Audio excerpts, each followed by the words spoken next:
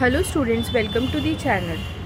So in this video हम discuss करने वाले हैं स्टूडेंट्स कि हमारा जो पेपर है, जो आप लोगों का इंग्लिश का बोर्ड का पेपर होने वाला है, वो स्टार्ट होने वाला है 21 फरवरी से। तो आप लोगों को पता ही होगा ये कि 21 फरवरी से आपका बोर्ड का एग्ज़ाम स्टार्ट हो रहा है और आपका जो सबसे पहला पेपर है दैट इज़ इंग्लिश। तो आपके पास सिर्फ कल का एक दिन है, तो इसीलिए मैं आपके लिए ये वीडियो लेके आई हूँ। इस वीडियो के थ्रू आप लोगों को पता चलेगा कि आपको आपके प्रिपरेशंस में कौन सी चीज़ें ऐडअप करनी है, मतलब इजी बनाना उसको। इम्पॉर्टेंट टिप्स मैं आप लोगों को कुछ प्रोवाइड करने वाली हूँ इस वीडियो के वजह से कि आप लोगों को ये टिप्स यूज़ करके आपके प्रिपरेशन के लिए और ज़्यादा इजी पड़ जाएगा।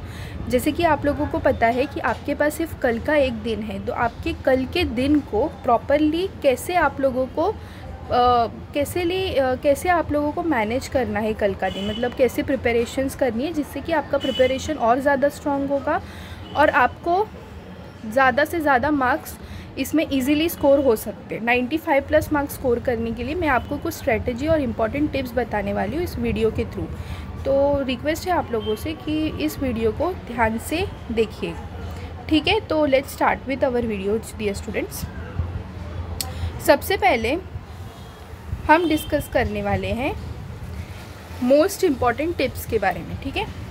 जो मोस्ट इम्पॉर्टेंट टिप्स है स्टूडेंट्स, जैसे कि आप लोगों को कल जब आप उठोगे सुबह, तो आप लोगों को ट्राई करना है कि एटलीस्ट आपको 6 o'clock या 7 o'clock को उठना है। फिर उस उठने के बाद आप लोगों को क्या करना है, सबसे पहले जो भी बहुत सारे सैम्पल पेपर्स रखने जो कि ऑनलाइन भी आप लोगों को ईजिली मिल जाएंगे, ठीक है। सैम्पल पेपर्स जो होती है या प्रीवियस ईयर के जो भी क्वेश्चन पेपर है वो तो आप लोगों को करने ही है, और साथ ही साथ कुछ सैम्पल पेपर्स लेने हैं आप लोगों को जो आपको गूगल के थ्रू मिल जाएगा, ठीक है। या फिर आप लोगों के अभी टेस्ट वगैरह हुए रहेंगे तो वहाँ से भी जो क्वेश्चन पेपर्स आपको मिलते हैं उसको आप ले सकते हो। फिर उसके अंदर से आप लोगों को नॉवेल सॉल्व करने हैं, राइटिंग स्किल्स सॉल्व करने हैं और पोएम सेक्शन को सॉल्व करना है, ठीक है। ये आपका जो मैनेजमेंट है वो सुबह का है, मॉर्निंग सेक्शन। मॉर्निंग के टाइम पे आपको ये सारी चीज़ें करनी है। जो भी सैम्पल पेपर्स है उसमें से सिर्फ एक काम करो, नॉवेल सॉल्व करो, राइटिंग स्किल्स सॉल्व करो और पोएम सेक्शन को सॉल्व करो। जैसे ही आफ्टरनून पे आप जाओगे तो आफ्टरनून पे आपको क्या कोशिश करनी है कि आपको सारे पर्सनल रिस्पॉन्सेज के जो वही सैम्पल पेपर्स में से जो भी क्वेश्चंस आपको रहेंगे वो सारे आप लोगों को आफ्टरनून के टाइम पे सॉल्व करना है, ठीक है। ये था आफ्टरनून को जो वही आप सैम्पल पेपर लोगे ना, उसी सैम्पल पेपर को आप लोगों को पर्सनल रिस्पॉन्सेज के उसमें जितने भी क्वेश्चंस रहेंगे, क्योंकि आपका उसी में ही मार्क्स डिडक्शन का ज़्यादा चांसेस होता है, तो वो प्रैक्टिस करने की कोशिश करना है कि आप लोगों को उसमें मार्क्स डिडक्ट ना हो।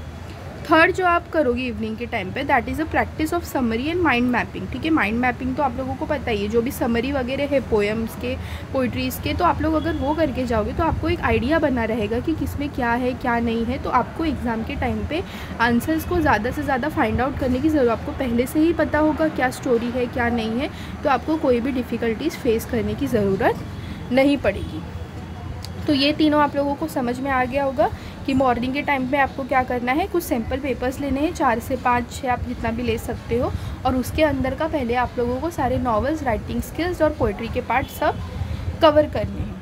फिर उसके बाद आप लोगों को आफ्टरनून में क्या करना है, सारे पर्सनल रिस्पॉन्सेज पे ध्यान दीजिए, उस पर अलग से आप लोगों को ध्यान देने की बहुत ज़्यादा ज़रूरत पड़ेगी। फिर तीसरे टाइम पे आपको क्या करना है, प्रैक्टिस करना है समरी का और माइंड मैपिंग का, मतलब जो भी चैप्टर्स है, पोएम्स है, जो भी आपके उसमें के आपको समरीज़ और माइंड मैपिंग करने हैं, ठीक है।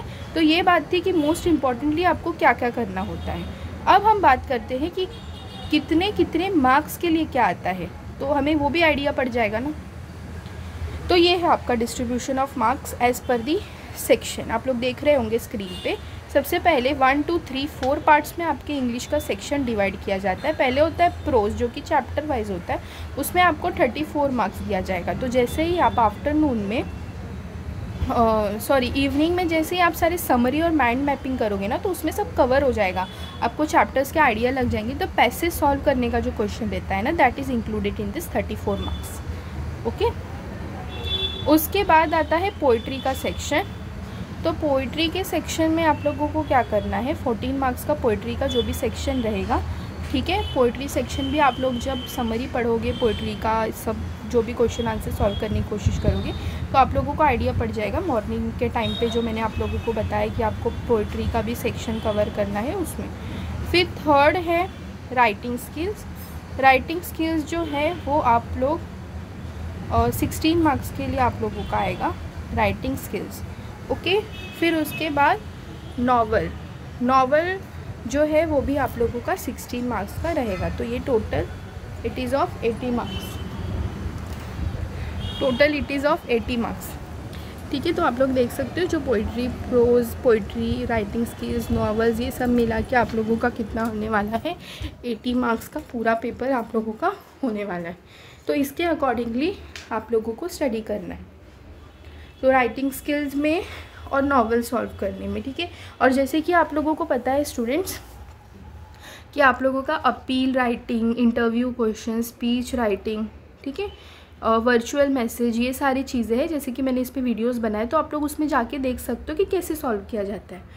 तो ये सारी चीज़ें अगर आप एक प्रॉपर वे में करके जाओगे तो आपके लिए बहुत ज़्यादा बेनिफिशियल होगा।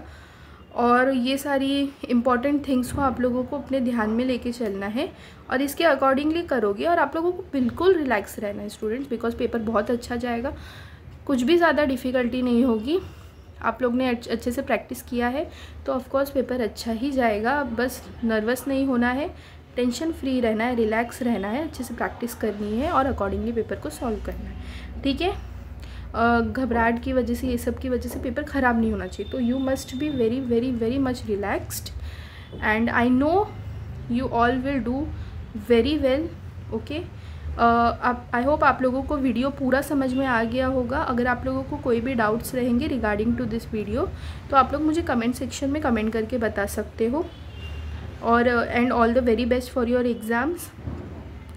आई hope you all will do best, hope कि आप लोग करोगे ही। Thank you so much.